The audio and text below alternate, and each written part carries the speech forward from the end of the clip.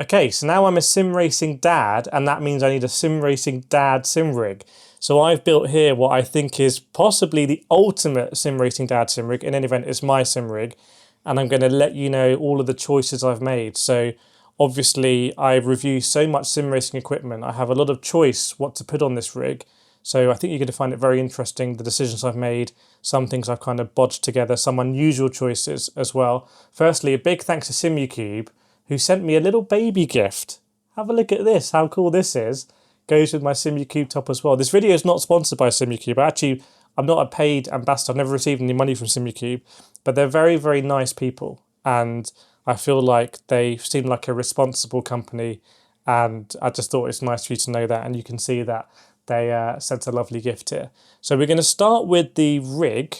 So the rig, this is already going to be unusual. This is a GT Mega Prime Lite rig. So this is the cheapest rig that GT Mega do. Unbelievable. I think it's about like £360. You wouldn't think it's designed to handle all the stuff I'm going to put on here, but it's just working. I would say that if you want to have an integrated monitor mount, this rig isn't going to cut it probably. I just don't think it's going to be sturdy enough for that. Could be wrong. But when you're not using an integrated monitor mount, like I've mounted my monitor to the wall, this is absolutely fine. And it's really lightweight. It's really kind of easy to get in and out of, easy to adjust. So the GT Mega Prime Lite, I think, is a really underrated rig. So what have I put on this? Let's start with the pedals, because these are insane. And remember, I've reviewed all sorts of pedals from all over the world. I review pedals more expensive than this, but I've chosen here the SimuCube Active pedals. These are like being in the future. They're game changers. They're not gimmicks. They're unbelievable. You definitely don't need two of them. That's overkill. I actually wouldn't recommend you get two. Just get the active pedal on the brake and then get a passive throttle. But what are active pedals? These are pedals that adjust through software. They're motorized. So that means that you can change things like the pressure required. You can change the preload. You can change a load of telemetry effects like ABS and traction control. You can adjust basically. These pedals move through motors. It's just unbelievable. Game changers. When I speak to racing drivers, they all want them or they all use them. Let me give you an example. I'm normally doing GT3 racing, right? So I normally have my pedals set up for GT3 racing.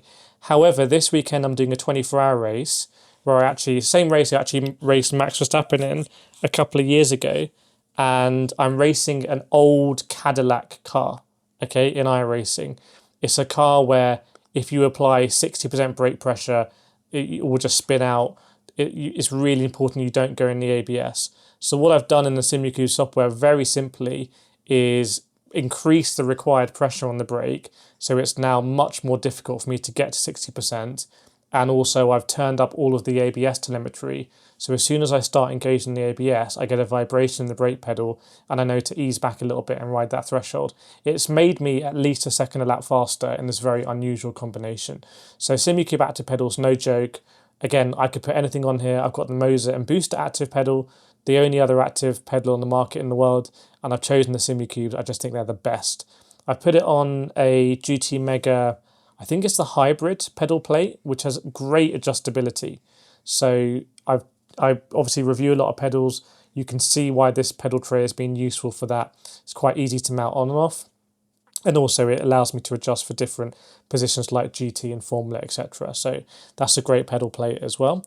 Moving on to the monitor, I went out and bought, a long time ago now, a Dell. It's not an Alienware, it's a Dell 32-inch, 120 Hz monitor.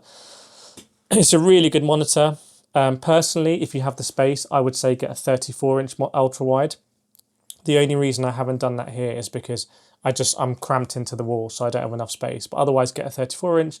But this is fine. Even though it's 120 Hz, I'm normally capping it at 60. Why?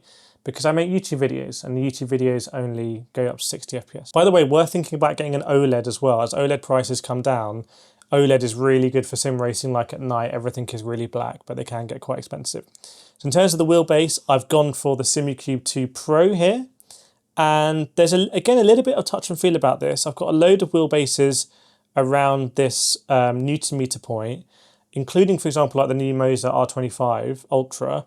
However, for this particular dad setup, where I want it to be safe, I want it to be responsible, I don't want to get myself injured because I've got to look after my baby. So I feel like Simucube just feels like a responsible company. For example, you have to use it with an emergency stop, which is on the floor here. The MOZA R25 doesn't come with an emergency stop. There's no problem with that inherently. It's cheaper because it doesn't, but I just feel like Simucube are a European kind of responsible company, and I kind of vibe with that for this setup. In my studio, I have the MOZA R25 and have it cranked up because it feels more aggressive, but here I've gone for the Simucube 2 Pro. Do you need a Simucube 3? Absolutely not. You do get telemetry effects in the Simucube 3, like ABS through the wheel. It's like magic. It feels like your wheel has vibration motors in it. But it's also a bit unusual because when you get ABS through the wheel, you feel like you don't want to rotate the wheel. So you kind of keep your hands straight. Whereas when you get ABS through the pedal, you still feel like you can manipulate the wheel a little bit. But I've gone for Simucube 2 Pro here, absolutely fine, 25 Newton meters. The wheel, I've gone for, remember, I have a lot of choice of rims to use. I've gone for the Asher Artura Ultimate wheel, which is the same wheel that Max Verstappen uses. This is Max Verstappen's wheel, and I've got it connected with SimHub, so when I'm in iRacing, it's all lit up. The LEDs are unbelievably bright. It's got all these buttons here. It's got 2 funky switches. It's not as stylish, I would say, contemporary maybe, as a lot of the new wheels we're seeing coming out from like GSI, Solpec, etc., that have like 1 billion rotaries. But for me, the form factor of this is just unbelievable. I've always loved the Asher wheels. They're just for me like the ultimate. It is called the ultimate wheel, but it's like the ultimate form factor for GT endurance racing. I absolutely love it. On the left-hand side here, we've got a little race logic, which I don't have connected at the moment, but sometimes I connect it when I'm doing telemetry. That is the real deal.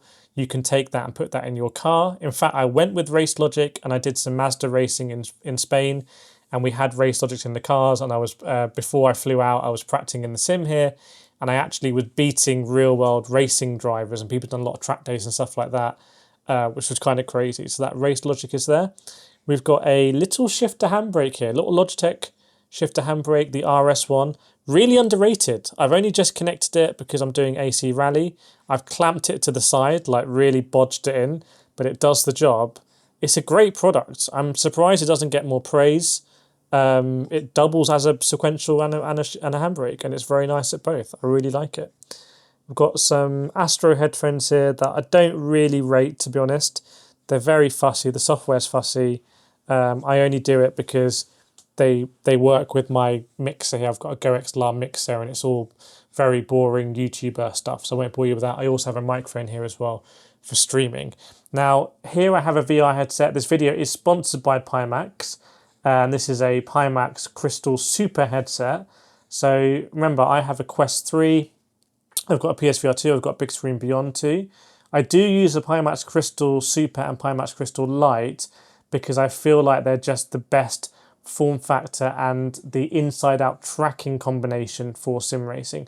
So my Big Screen Beyond 2 is also great, but it requires the lighthouses, and I can't quite get the tracking right here, whereas the PIMAX Crystal Lite and Super just work with the inside. You just put it on and it's already tracking. For most people, I would say the PIMAX Crystal Lite is the best headset because it goes up to 120 Hertz, and also you don't need as beastly a PC to run it as the PIMAX Crystal Super. But the PIMAX Crystal Super is like the ultimate headset. Like this, the pixels in it is just insane. It goes up to 90 Hertz, unbelievable pixel density. Just what the headset are capable. This is the future. It's capable of it. I don't mind the form factor. It's actually, I think, a little bit lighter than PIMAX Crystal Lite as well. So go check out PIMAX headset using my affiliate link in description. I think they're running some discounts at the moment. But remember, unless you have like a 4090 or 5090, I would get the PIMAX Crystal Lite over the PIMAX Crystal Super. And if you've got any experience with PIMAX headsets, make sure to put them in the comments below. Now I'm sitting here in a bucket seat.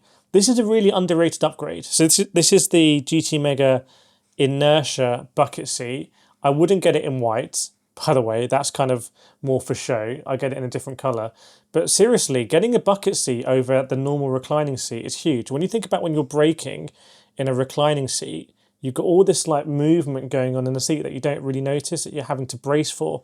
With the bucket seat, you're just moulded in, and there's no there's no flex in the seat itself, apart from maybe where you've bolted it, or like the actual material of the seat itself flexing. But it's a massive upgrade. I think it's a bigger upgrade than people give it credit for. It's probably a better upgrade for a lot of people than upgrading your wheelbase. It's actually going to a bucket seat first. And then powering all this, we've got a 4090 Alienware PC. That was very expensive when I bought it a while ago, but I use it every day. So as it's averaged out, it's probably not as horrifyingly expensive as it seemed at the time, because I've just got so much use out of this thing. Like, I've really just, honestly, it's made this channel. So it's been the workhorse of the channel. I have a little Stream Deck dangling down here that I'm not using at the moment as well. But that is my ultimate dad sim racing setup.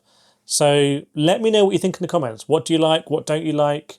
Any thoughts, things I can improve? What are your setups? Just let's get the conversation going, because for the foreseeable future, this is where I'm going to be racing.